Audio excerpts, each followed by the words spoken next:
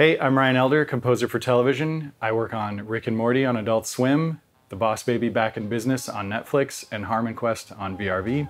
Today we're going to take a look at my workflow and see how I create a cue for Rick and Morty.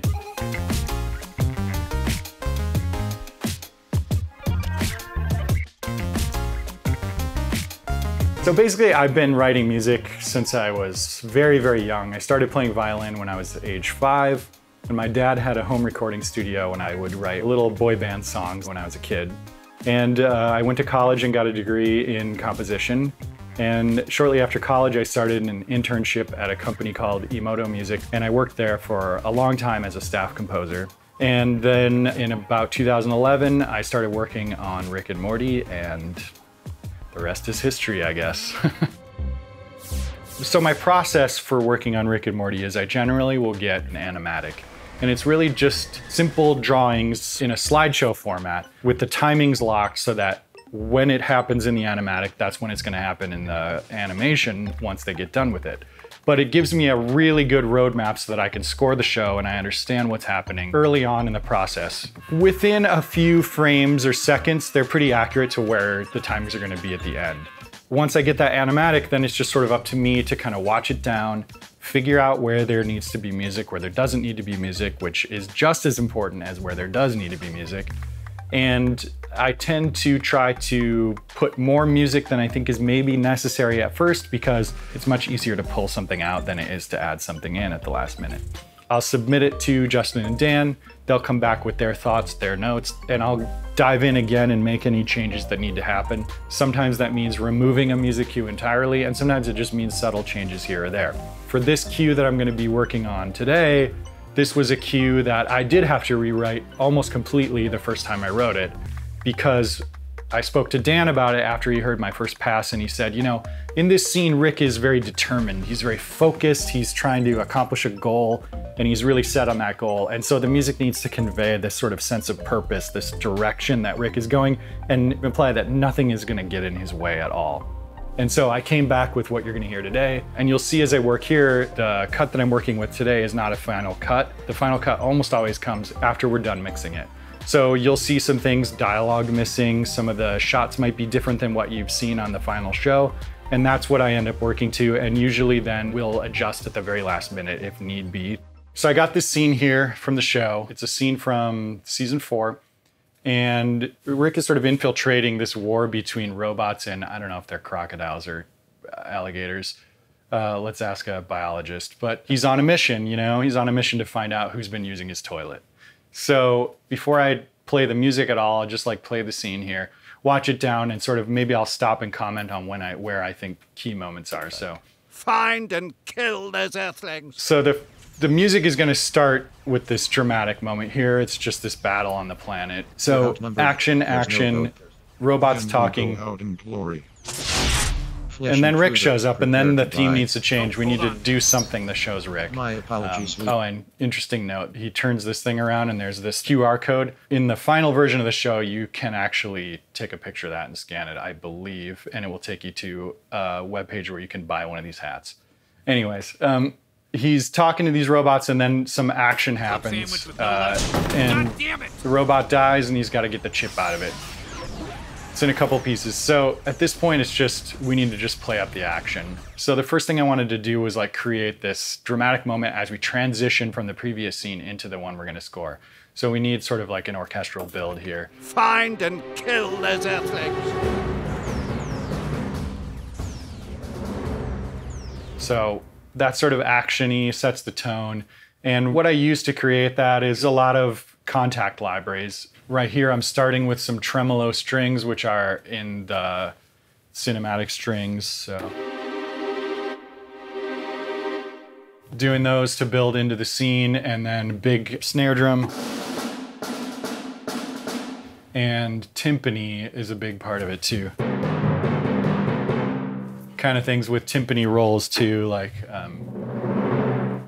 going on. So find and kill those earthlings.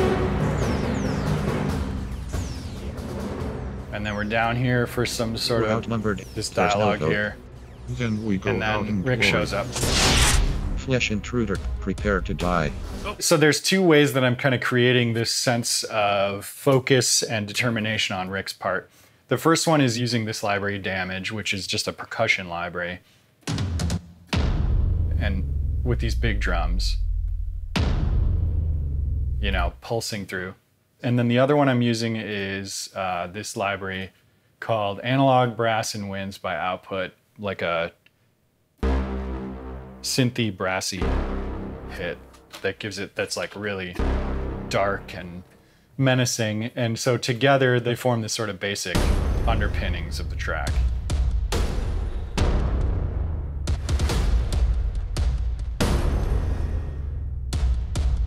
In this scene, he's like, you know, obviously causing a ton of damage. He's killing living and non-living things.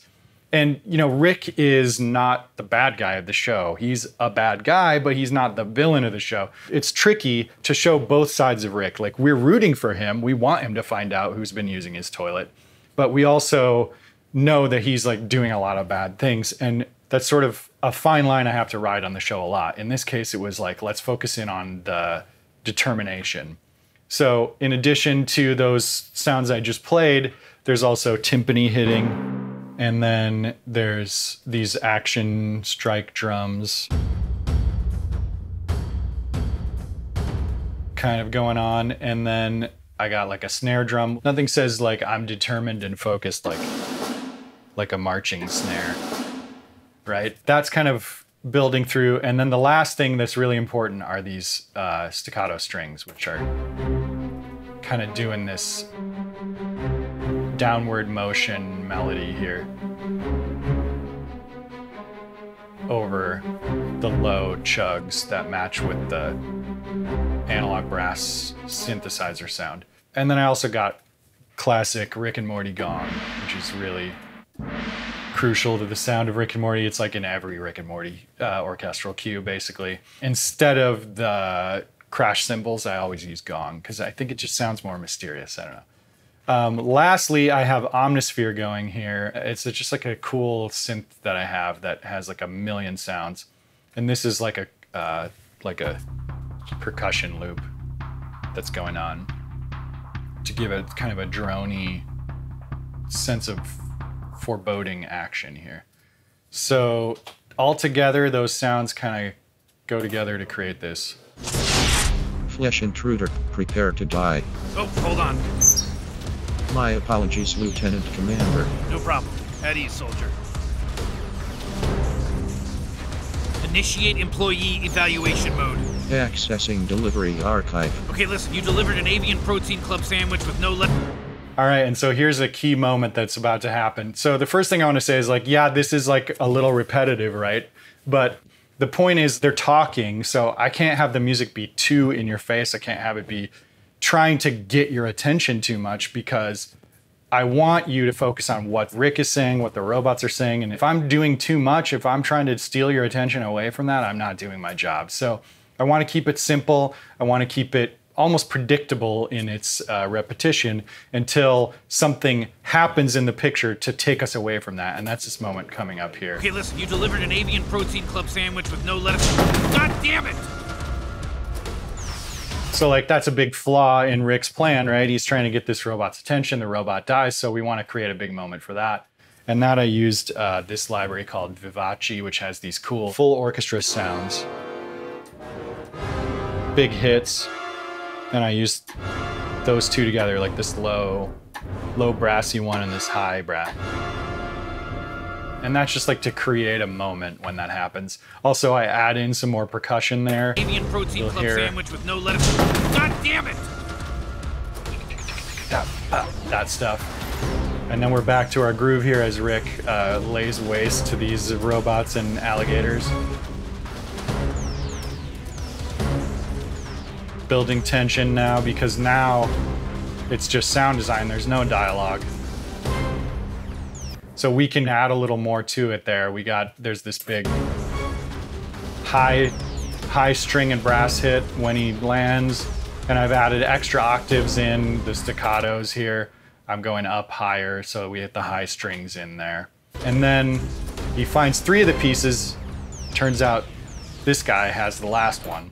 And this guy's dialogue is missing because they added it at the last minute. I don't even remember what he really says in the final version, but now we want to come down and build the tension again.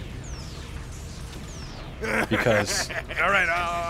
I know you want to have the big guy, little guy fight, but are you fucking kidding me? Here at the Midland Quasar, we're in a and then we're out of the scene because Rick is really taking it to the next level now. We don't really need to see all of that though. We'll just look at the news report on TV, and that's like how they transition to the next scene. But at the end of this scene, we really want to build as Rick is like, okay, this is it. I didn't really want to have to use this ability or that I have, so the music needs to convey that, okay, you know, the shit's really hitting the fan. Have the big guy, little guy fight, but and so we're building. Here at the Midland Quasar. And this is using this tension builder patch from Symphobia, which is really cool. It has tremolo strings, but it also has this string flageolet on top. So you get this high-pitched extra string sound way, way, way up high to give it some texture.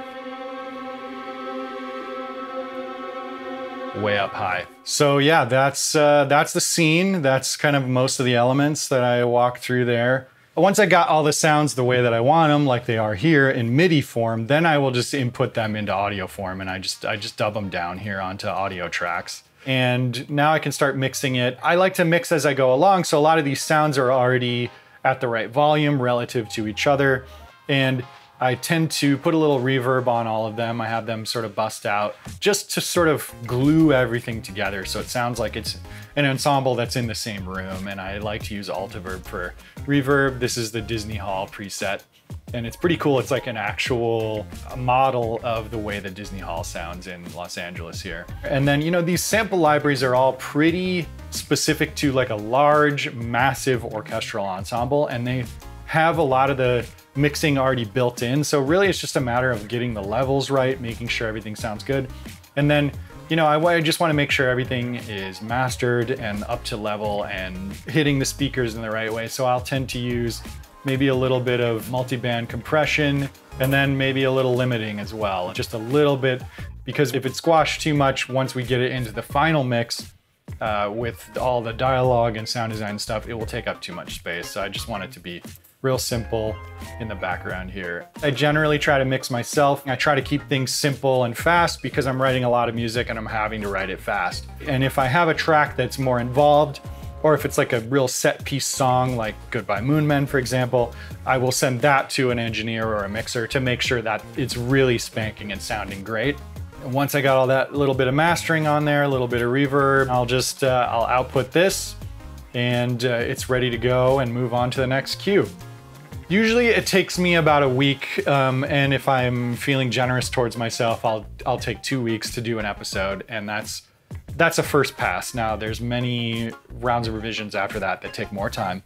With a good template and the sounds that I know that I like and I want to use and that sound good together, it's a lot easier to write it fast and then move on to the next one. I'm creating the music and I want to put a lot of thought and creativity into every cue. I also really want to deliver high quality stuff on time. And so there's a push and a pull between working fast and overthinking it. Sort of like the software template that I have, the sounds that I want to use, I also have my outboard gear that I use. And especially when I'm recording live instruments, guitar, bass, acoustic guitar, things like that, I'll record in. All these keyboards over here too, if I need inspiration. Got this old Moog Rogue, which was made in the 80s. They sold them at Radio Shack. And then I have this Korg Prologue that I use sometimes in a Micro Korg. I bought a bunch of guitars that were made the year I graduated high school because it's like a midlife crisis or something, but got a cello back there that I bought on eBay for 75 bucks. Sounds terrible, but sometimes it's useful. In terms of my interface, I use Avid Omni IO. Very simple, straightforward. I like to keep things simple. I really only need one input most of the time, and that goes through this LA610.